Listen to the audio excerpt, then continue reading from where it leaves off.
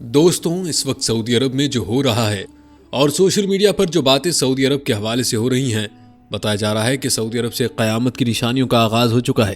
مکہ مکرمہ کی سرزمین پر ایسے ایسے کاموں کا انکشاف ہوا ہے کہ جن کے بارے میں جان کر آپ بھی کانوں کو ہاتھ لگانے پر مجبور ہو جائیں گے، اور آپ بھی یہ کہنے پر مجبور ہو جائیں گے کہ قیامت اب زیادہ دور نہیں ہے۔ سوشل میڈیا پر چند سوالات گردش کر رہے ہیں، جن میں چند سوالات یہ ہیں کہ اسرائیل کا مسلمانوں کے خلاف منصوبہ کیا ہے؟ کیا سعودی عرب میں جدت کے نام پر بے حیائی کو فروغ دیا جا رہا ہے؟ کیا سعودی عرب میں مادر پدر آزاد بے حیائی پیدا ہونے والی ہے؟ کیا مکہ کی مذہبی حیثیت ختم ہونے والی ہے؟ کیا خانہ کعبہ کو صرف ایک یادگار کا درجہ دے دیا جائے گا؟ کیا حج و عمرے پر پابندی لگنے والی ہے؟ کیا اس سال بھی رمضان کا مہینہ پہلے جیسے جوش و جذبے سے گزارا جائے گا؟ دوستوں، آج کی ویڈیو میں ان سوالات کے بارے میں تفصیلی بات کریں گے۔ اس کے ساتھ آپ کو بتائیں گے کہ رمضان کے حوالے سے سعودی حکومت نے کیا پابندیاں لگائی ہیں، اور جدہ اور ریاض میں جدت کے نام پر کیا کچھ ہو رہا ہے، اور یہ سب کس کی ایما پر ہو رہا ہے۔ ویڈیو انتہائی اہم ہے، لہٰذا ویڈیو کو آپ نے اسکپ نہیں کرنا اور آخر تک ضرور دیکھنا ہے۔ انشاءاللہ ویڈیو آپ کو ضرور پسند آئے گی۔ دوستوں، آپ کو بتاتے چلیں کہ عرب کی مذہبی تاریخ کی ابتدا حضرت ابراہیم کے زمانے سے شروع ہوئی، لیکن وقت گزرنے کے ساتھ ساتھ لوگوں نے ان کی تعلیمات کو فراموش کر دیا اور عرب جہالت کی تاریکی میں ڈوبتا چلا گیا۔ حتیٰ کہ ظہور اسلام کے وقت عرب میں کوئی مخصوص مذہب نہ تھا، بلکہ مختلف مذاہب کے ماننے والے موجود تھے۔ اسلام سے پہلے عربوں میں بت پرستی عام تھی اور قبائل عرب کی اکثریت بت پرستی تھی۔ خانہ کعبہ میں مختلف اشکال کے 360 بت رکھے ہوئے تھے۔ ان بتوں میں لات، عزا، منات، ود، سوا، یعقوب، یغوث، نصر، بال مشہور بت تھے۔ ان بتوں کے نام قرآن میں بھی موجود ہیں۔ حبل نامی بت سب سے بڑا تھا۔ روایات بتاتی ہیں کہ عمرو بن لہی پہلا شخص تھا جس نے سب سے پہلے خانہ کعبہ میں بت نصب کیا تھا، اور بتوں کے علاوہ خانہ کعبہ کی دیواروں پر مختلف تصاویر بھی بنی ہوئی تھی۔ دوستوں، عربوں میں کن کن مذاہب کا اثر موجود تھا اور ان کے عقائد کیا تھے، اس بارے میں مزید تفصیل بھی آپ کو بتائیں گے، لیکن پہلے بات کرتے ہیں عرب کے موجودہ حالات کی، جن کو لے کر پوری دنیا میں باتیں ہو رہی ہیں۔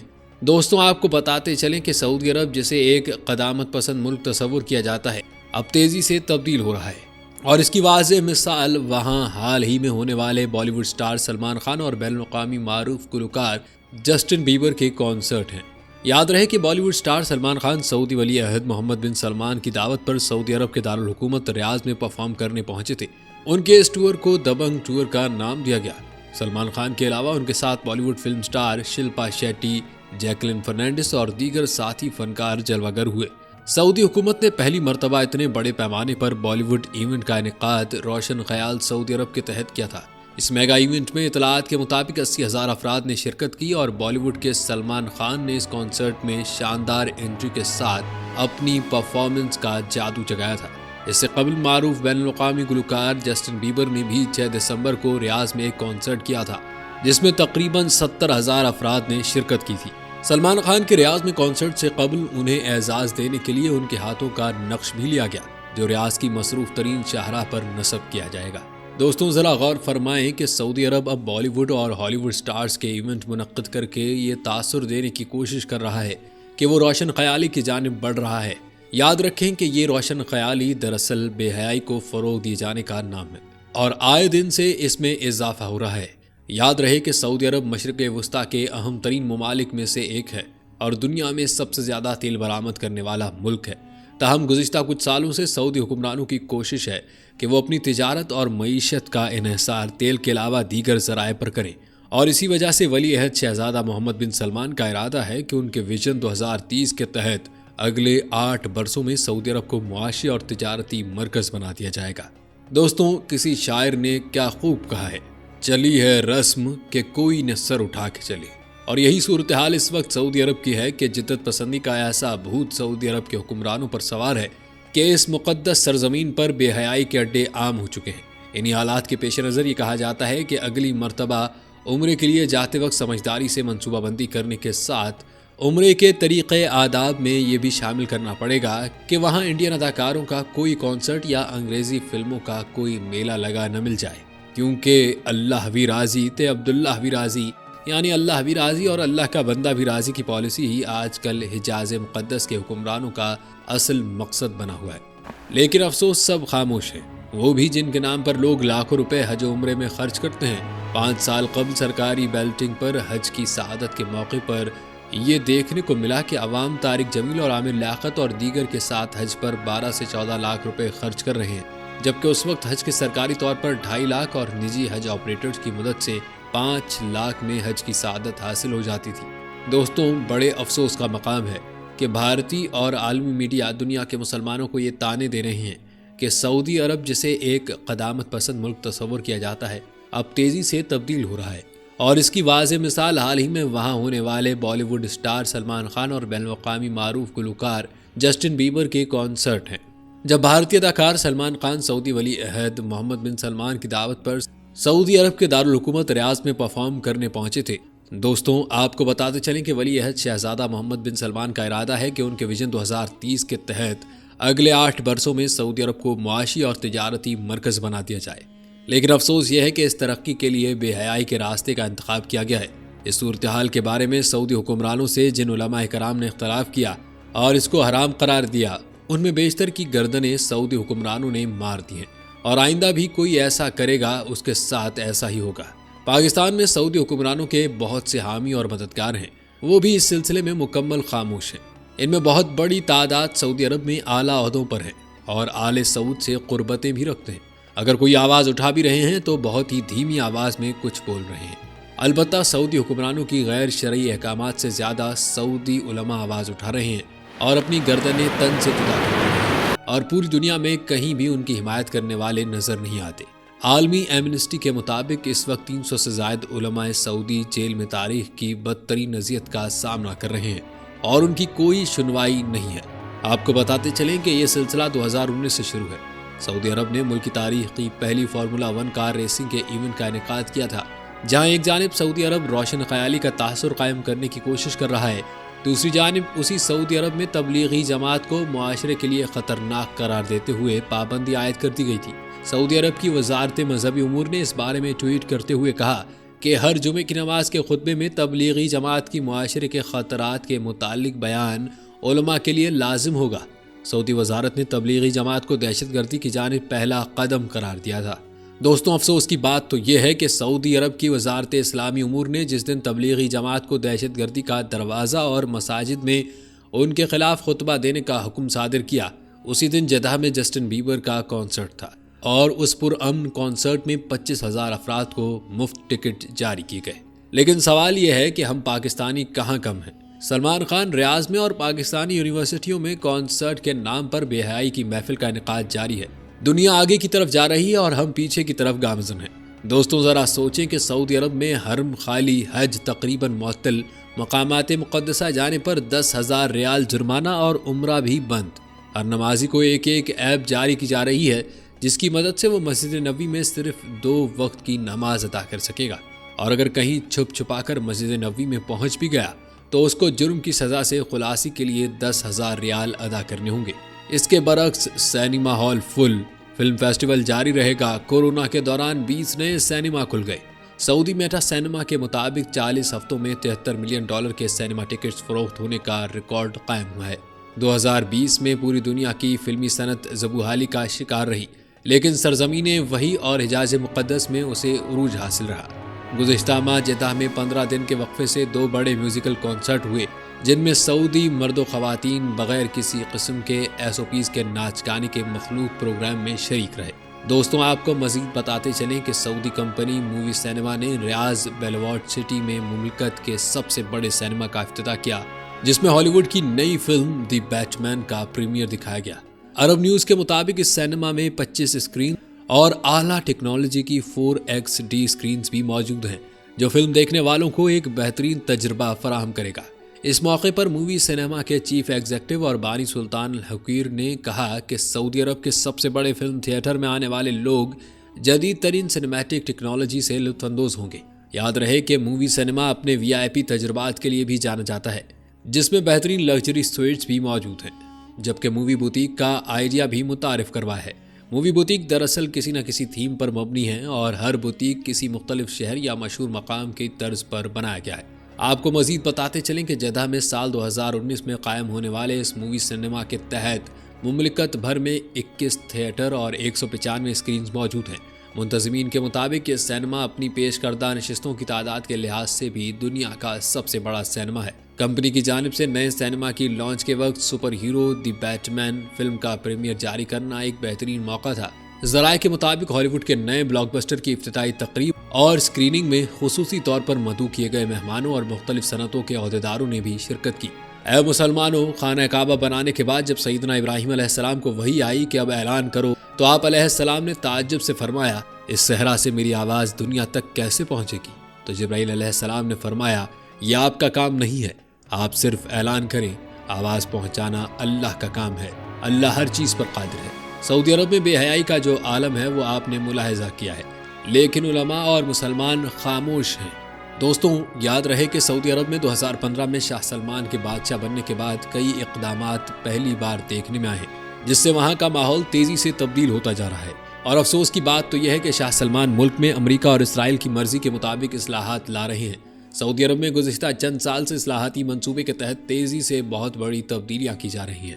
سعودی عرب میں 2018 میں سینما گھر کھولے گئے اور عورتوں کو بھی اسٹیڈیمز میں کھیلوں کا تماشا دیکھنے اور ڈرائیونگ کی اجازت دی گئی۔ سعودی عرب میں گزشتہ برس پہلی بار کسی خاتون کو مرد اینکر کے ساتھ ٹی وی پروگرام پیش کرنے کی اجازت دی گئی۔ وہیں سعودی عرب کی پہلی تھیٹر اداکارہ بھی سامنے آئی، اور اسی سلسلے کے تحت ہی رواں برس اپریل میں پہلی بار سعودی عرب کے 5000 سالہ قدیم کھنڈرات میں میوزک فیسٹیول کا اہتمام کیا گیا۔ اور اب خبر سامنے آئی ہے کہ سعودی عرب کے شہر جدہ میں نائٹ کلب بھی کھولا گیا ہے۔ دوستوں، میڈیا رپورٹ کے مطابق سوشل میڈیا پر وائرل ہونے والی ایک تقریب کی ویڈیو میں مرد و خواتین کو ایک کلب میں دیکھا گیا تھا، اور سوشل میڈیا پر دعویٰ کیا گیا تھا کہ یہ تقریب جدہ میں کھلنے والے نئے نائٹ کلب میں ہوئی۔ سوشل میڈیا پر تقریب کی ویڈیو وائرل ہونے کے بعد صارفین نے مختلف قسم کی پوسٹنگ شروع کی تھی اور دعویٰ کیا کہ اس نائٹ کلب میں اگرچہ الکوہل دستیاب نہیں ہوگی، تاہم وہاں پر لباس کی کوئی قید نہیں ہوگی۔ دوستوں، الجزیرہ کے مطابق متعدد مقامی نیوز ویب سائٹس اور اداروں نے جدہ میں کو نائٹ کلب کھلنے کی رپورٹ شائع کی اور نائٹ کلب کو حلال کلب کا نام دیا۔ رپورٹس میں دعویٰ کیا گیا کہ نائٹ کلب کھولے جانے کی ابتدائی تقریب میں امریکی گلوکار اور ریپر نیو نے بھی پرفارمنس کی۔ سوشل میڈیا پر وائرل ہونے والی ایک ویڈیو میں دیکھا جا سکتا ہے کہ نائٹ کلب میں لوگ موسیقی پر رقص کر رہے ہیں اور تقریب میں مردوں کے ساتھ خواتین بھی دکھائی دے رہی ہیں۔ ذرائع کے مطابق سعودی عرب میں امریکی اور صہیونی اسلام کو فروغ دینے کے لیے وسیع پیمانے پر سرمایہ لگایا جا رہا ہے، اور اس طرح سعودی عرب کے بادشاہ شاہ سلمان اور اس کے بیٹے محمد بن سلمان نے حرمین شریفین کی پاسبانی کے بجائے بے حرمتی کا آغاز کر دیا۔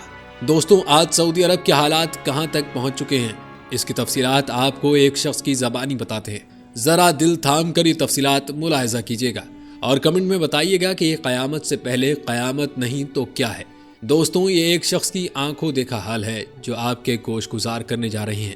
یہ شخص بیان کرتا ہے کہ میں ریاض کے فٹ بال اسٹیڈیم میں موجود تھا۔ شرارتی لڑکے ریاض فٹ بال اسٹیڈیم کے پچھلے سٹینڈز پر کھڑے تھے۔ دیکھتے ہی دیکھتے انہوں نے اپنی قمیضیں اتاری اور انہیں پکڑ کر دیوانہ وار اپنے سر کے گرد گھمانے لگے۔ وہاں موجود سعودی خواتین بھی لطف اندوز ہو رہی تھیں۔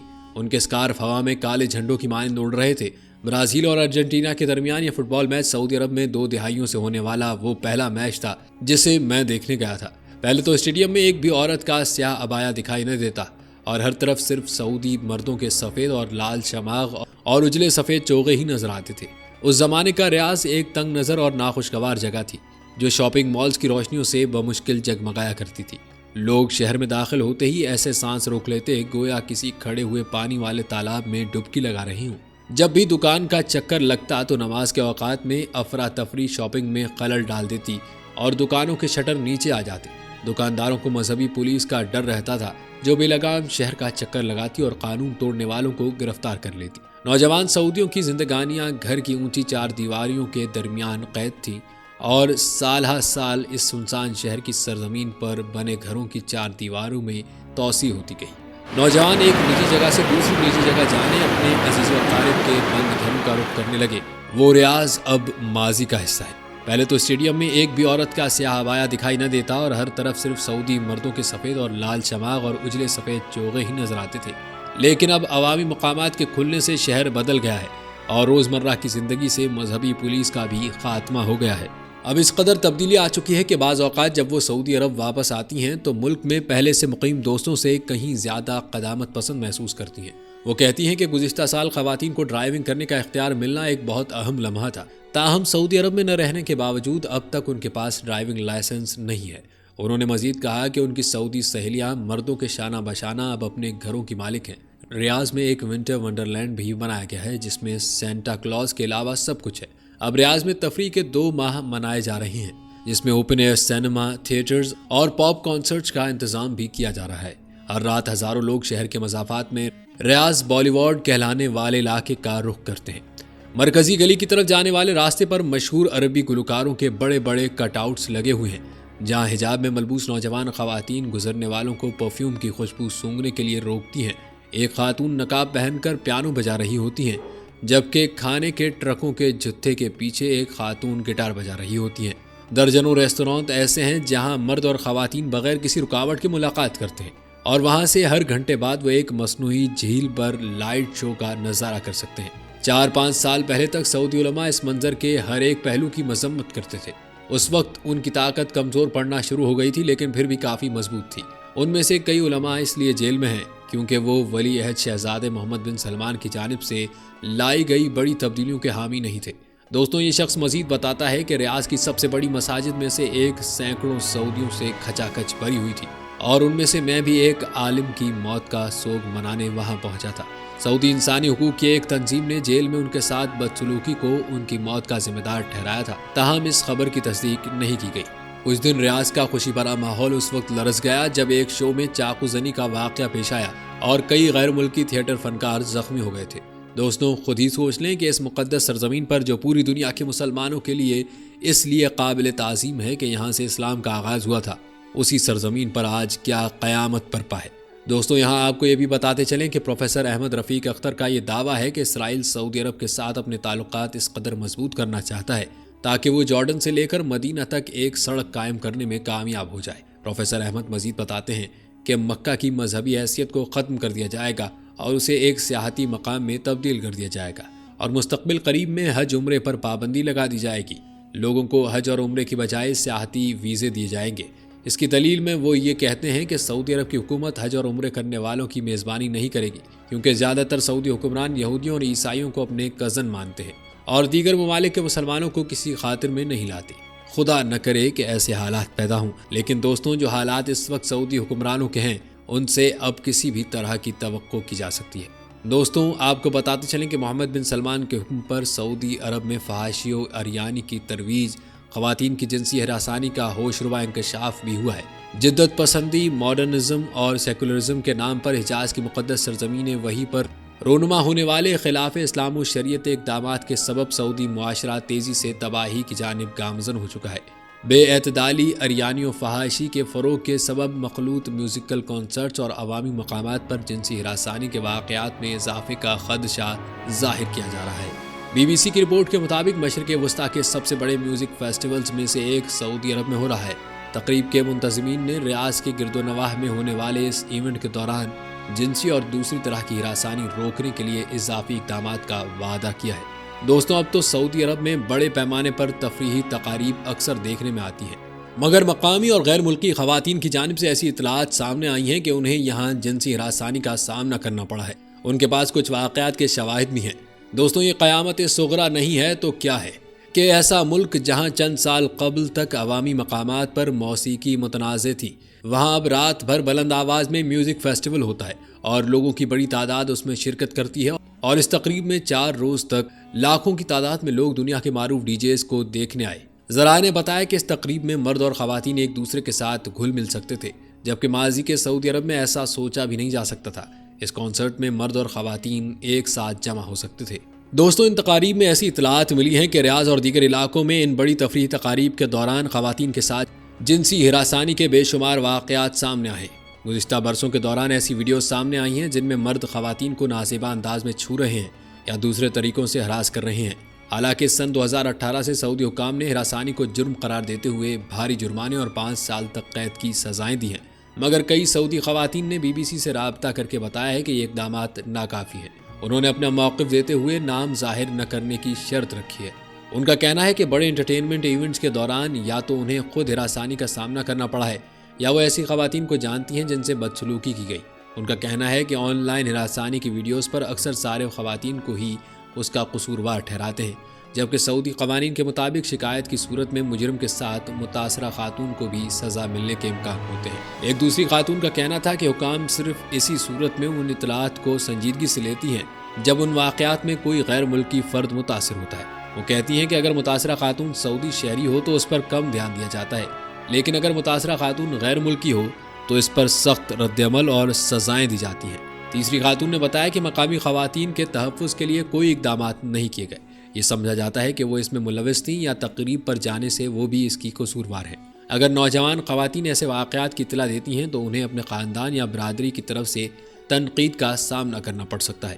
دوستوں، سعودی عرب کے قائم مقام سربراہ ولی عہد محمد بن سلمان کے قریبی حلقوں کا کہنا ہے کہ ملک بڑی تبدیلی سے گزر رہا ہے، جس میں قدامت پسندی سے رواداری کا معاشرہ تشکیل دیا جا رہا ہے، اور ایسے میں اس نوعیت کے واقعات ناگزیر ہیں۔ اس تبدیلی کی مثال وہ اس طرح دیتے ہیں کہ اب سڑکوں پر سماجی رویوں کو دیکھنے کے لیے پولیس اہلکار مامور نہیں کیے جاتے۔ دوستوں، یہ تو چند واقعات کی منظر کشی کی گئی ہے، ورنہ حقیقت یہ ہے کہ تبدیلی کی اس رفتار کو تیز کیا گیا ہے تاکہ سعودی شہزادے کے ویژن 2030 منصوبے کی تکمیل ہو سکے۔ محمد بن سلمان کے حامیوں کا کہنا ہے کہ یہ تبدیلی اب بھی اپنے ابتدائی مراحل میں ہے، جس کی مختصر تفصیل آپ نے ملاحظہ کی ہے۔ ان کا کہنا ہے کہ جب تک یہ تبدیلیاں نارمل نہیں بن جاتی تب تک لوگوں کو صبر سے کام لینا ہوگا۔ لیکن سعودی خواتین نے سوال اٹھایا کہ آیا یہ منصوبہ حقیقت میں بھی اتنا ہی جامع ہے اور اس میں خواتین کی شمولیت کو یقینی بنایا جائے گا؟ ان کا کہنا ہے کہ خواتین کے خدشات اور امیدوں کو اب بھی سطحی انداز میں دیکھا جا رہا ہے۔ ان کے مطابق ہراسانی کا مسئلہ اس کی ایک مثال ہے، جس کی وجہ سے سعودی خواتین ایسی تقاریب میں حصہ نہیں لے پاتی جو دنیا بھر کے سیاحوں اور انفلوئنسرز کے لیے تو دستیاب ہیں، لیکن سعودی عرب کے اپنے شہری ان سے محروم ہیں۔ دوستوں، آپ کو بتاتے چلیں کہ ذرائع نے یہ بھی انکشاف کیا ہے کہ سعودی عرب میں رمضان المبارک کے دوران مساجد کے اندر افطار پر پابندی عائد کر دی گئی ہے۔ ذرائع کے مطابق سعودی عرب کی وزارت اسلامی امور نے مساجد کے اندر افطار پر پابندی عائد کرتے ہوئے صفائی کو برقرار رکھنے کے لیے صحنوں میں افطار کی دعوتیں منعقد کرنے کی ہدایت کی ہے، اور غیر ملکی میڈیا رپورٹس کے مطابق سعودی عرب کے شہزادہ محمد بن سلمان نے مساجد میں افطار پر پابندی عائد کرنے کا حکم جاری کیا ہے۔ یہ پابندی عارضی طور پر 11 مارچ سے شروع ہو کر رواں سال 9 اپریل کو ختم ہو جائے گی۔ امام اور مؤذن کو ہدایت کی گئی ہے کہ وہ مساجد کے اندر ان دعوتوں کے انعقاد کی نگرانی کریں اور صفائی ستھرائی سے متعلق معاملات پر بھی نظر رکھیں۔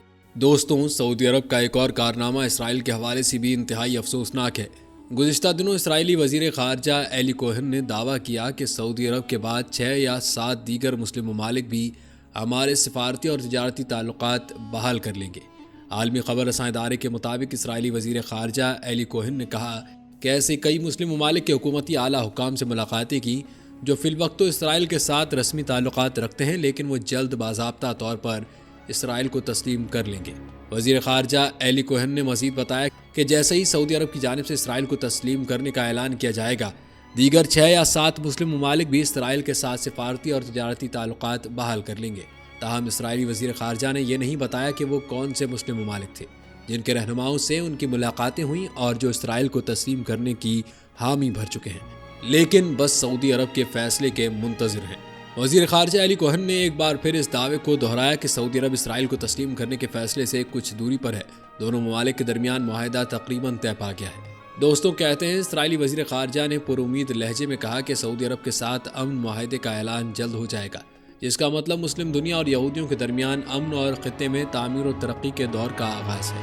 دوسری جانب سعودی عرب نے اس حوالے سے اپنے موقف کو دہرایا ہے کہ فلسطین کے 2 ریاستی حل کے بغیر اسرائیل کے ساتھ تعلقات کی بحالی ناممکن ہے۔ البتہ اس سے پہلے بھی امریکہ کی ثالثی میں متحدہ عرب امارات، بحرین اور دیگر عرب ممالک نے اسرائیل کے ساتھ سفارتی اور تجارتی تعلقات بحال کر چکے ہیں۔ واضح رہے کہ کچھ عرصے قبل اقوام متحدہ کی جنرل اسمبلی کے اجلاس سے خطاب میں اسرائیلی وزیر اعظم نیتن یاہو بھی سعودی عرب کے ساتھ جلد تعلقات کی بحالی اور مستقبل میں مسلم ممالک کے ساتھ یہودی ریاست کے امن کو ریڈور کے قیام کا دعویٰ کر چکے ہیں۔ دوستوں، آپ نے سعودی عرب کے موجودہ حالات ملاحظہ کیے ہیں۔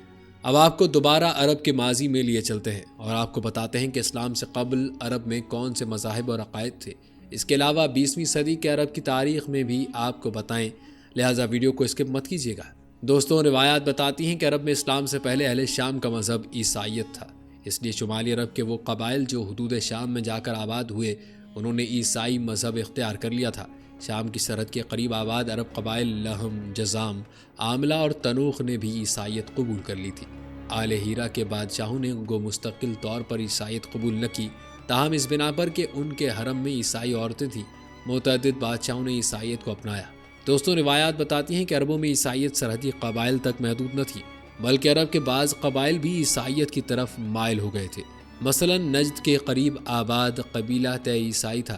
مکہ میں قبیلہ قریش میں بنی اسد میں ورقہ بن نوفل اور عثمان بن حویرث نے عیسائیت قبول کر لی تھی۔ مدینے میں قبیلہ اوس و خزرج کے چند آدمیوں نے بھی عیسائی مذہب اختیار کر لیا تھا۔ جنوبی عرب میں واقع نجران کی بڑی اکثریت عیسائیت سے وابستہ تھی۔ یمن پر کئی برس تک عیسائی حبشیوں کے تسلط کے باوجود یہاں عیسائیت کو فروغ حاصل نہ ہوا۔ بات کی جائے یہودیت کی تو اسلام سے قبل عرب میں یہودیت کے ماننے والے بھی موجود تھے۔ روایات کے مطابق یہودیت کو عیسائیت کے مقابلے میں زیادہ فروغ ملا۔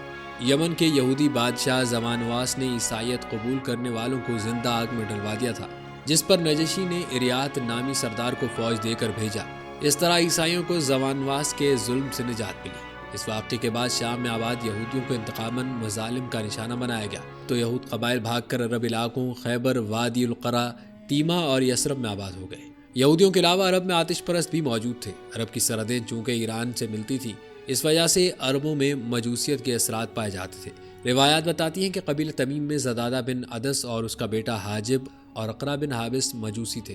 آتش پرستوں کے علاوہ ستارہ پرست بھی عرب میں موجود تھے۔ روایات کے مطابق اہل بابل یعنی عراق والے مدتوں سے ستارہ پرستی کی جانب مائل تھے اور اس کا شمار عراق کے قدیم مذہب میں ہوتا تھا۔ عرب کے چند قبائل نے بھی ستارہ پرستی کو اپنا لیا تھا اور وہ مختلف اجرام فلکی کی پوجا کرتے تھے۔ مثلا قبیلہ حمیر سورج، قبیلہ کنانہ چاند، قبیلہ لقم اور قبیلہ جزام مشترکہ قبیلہ اسد عطارد کی پوجا کرتے تھے۔ دوستوں، آپ کو بتاتے چلیں کہ اسلام سے پہلے عرب میں مختلف عقائد کے ماننے والے موجود تھے۔ ان میں حامہ، صائبہ اور ایام الفجار معروف تھے۔ حامہ کے عقیدے کے ماننے والوں کا خیال تھا کہ مقتول شخص کی کھوپڑی سے الو پیدا ہوتا ہے جو اس وقت تک چیختا رہتا ہے جب تک انتقام نہ لیا جائے۔ صائبہ عقیدے کے نزدیک وہ اونٹنی جو 10 بچے جنے مقدس سمجھی جاتی تھی اور اسے آزاد کر دیا جاتا تھا، اور ایام الفجار کے عقیدے کے لوگ سال کے 4 ماہ حرام سمجھتے تھے۔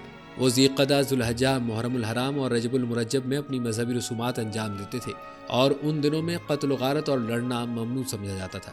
دوستوں، یہ تھا تذکرہ اسلام سے پہلے عربوں کے حالات کا۔ اب تذکرہ کرتے ہیں 19ویں اور 20ویں صدی کے سعودی عرب کا۔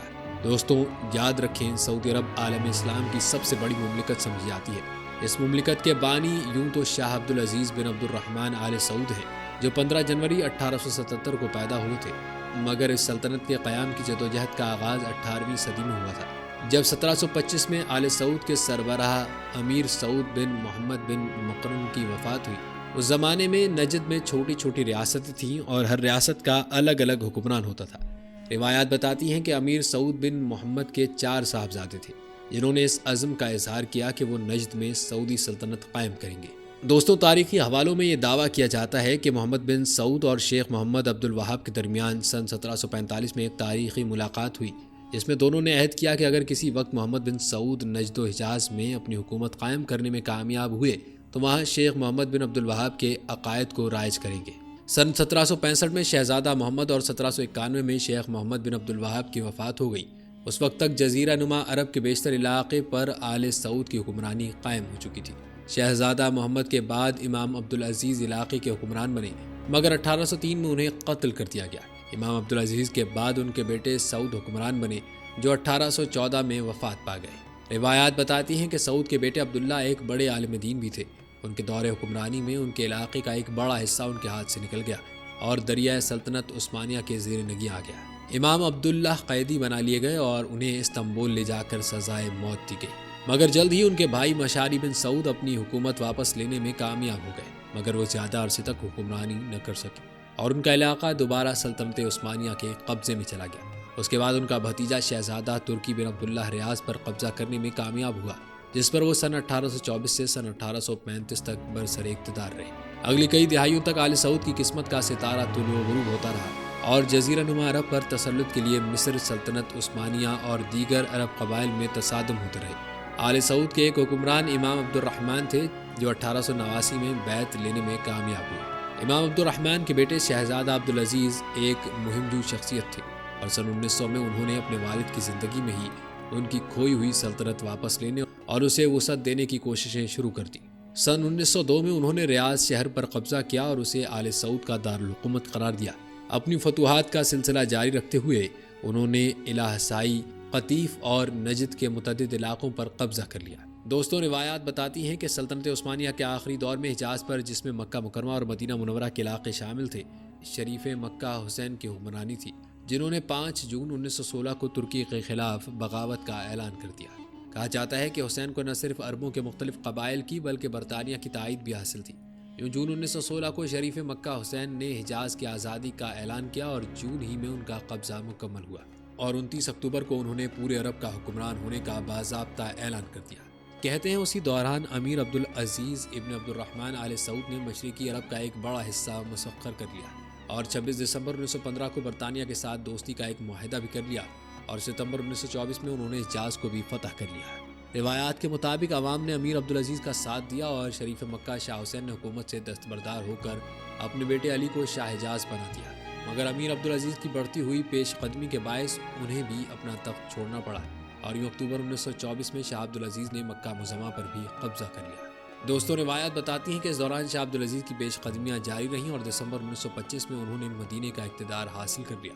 19 نومبر 1925 کو شریف مکہ علی نے اقتدار سے مکمل دستبرداری کا اعلان کیا اور ان جدہ پر آل سعود کا قبضہ ہو گیا اور 8 جنوری 1926 کو شاہ حجاز عبدالعزیز ابن عبد الرحمن آل سعود نے ایک خصوصی تقریب میں مملکت نجد و حجاز کے مکمل اختیارات سنبھالنے کا اعلان کر دیا۔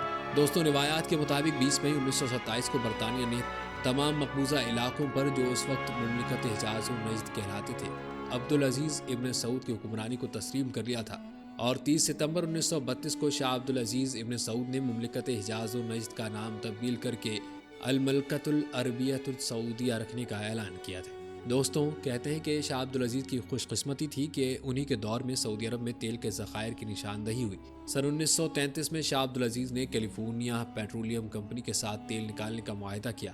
ابتدائی چند برس جدوجہد میں بسر ہوئے، مگر سن 1938 میں جب کیلیفورنیا پیٹرولیم کمپنی کے ماہرین ناکام ہو کر ملک لوٹنے ہی والے تھے کہ اچانک ایک کنویں سے خزانہ اول پڑا اور اتنا تیل نکلا کہ جس پر وہ ماہرین خود بھی دنگ رہ گئے اور تیل کے دریافت کے ساتھ ہی سعودی عرب کی تاریخ کا ایک نیا دور شروع ہوا۔ دوستوں، یہ واقعہ نہ صرف سعودی حکمرانوں اور کیلیفورنیا کمپنی کے لیے حیران کن تھا بلکہ پورے جزیرہ نما عرب کے لیے ایک معجزہ تھا۔ تیل کی دریافت نے سعودی عرب کو معاشی طور پر زبردست استحکام بخشا اور مملکت میں خوشحالی کا دورہ ہو گیا۔ لیکن شاہ عبدالعزیز بن عبد الرحمن آل سعود نے اپنی مملکت کو اسلامی رنگ میں ڈھالا تھا اور تب سے سعودیہ میں اسلام کا نفاذ چلا آ رہا ہے۔ لیکن گزشتہ چند سالوں سے سعودی عرب میں جدت پسندی کے نام پر جو کچھ وقوع پذیر ہوا ہے اور ہو رہا ہے، یہ انتہائی افسوسناک ہے اور کسی قیامت سے کم نہیں ہے۔ جدت پسندی کے نام پر سعودی عرب کس قدر آگے نکل چکا ہے اور سعودی عرب میں کیا کچھ ہو رہا ہے، اس کی تفصیل آپ کو بتائی گئی ہے، لیکن یہ تفصیل کچھ نہیں ہے۔ اس سے کئی گنا زیادہ بے حیائی اور فحاشی سعودی عرب میں پھیل چکی ہے اور پھیلنے والی ہے۔ اللہ تعالیٰ سے دعا ہے کہ اللہ تعالیٰ امت مسلمہ کو ان دجالی فتنوں سے محفوظ رکھے جو اس وقت سعودی عرب کو تباہی کی طرف لے جا رہے ہیں، آمین۔ دوستوں، یہ تھی ہماری آج کی ویڈیو۔ کمنٹ سیکشن میں اپنی رائے کا اظہار ضرور کریں اور بتائیں کہ آپ اگلی ویڈیو کون سے اسلامک ٹاپک پر دیکھنا چاہتے ہیں۔ آپ کی قیمتی رائے ہمارے لیے بہت اہمیت رکھتی ہے اور جانے سے پہلے ویڈیو کو ضرور شیئر کیجیے گا۔ ہم یہ امید کرتے ہیں آپ کو ہماری آج کی ویڈیو ضرور پسند آئی ہوگی۔ ویڈیو کو لائک کریں اور چینل کو سبسکرائب کرنا مت بھولیے گا۔ ملتے ہیں اگلی ویڈیو میں، تب تک کے لیے اللہ نگہبان۔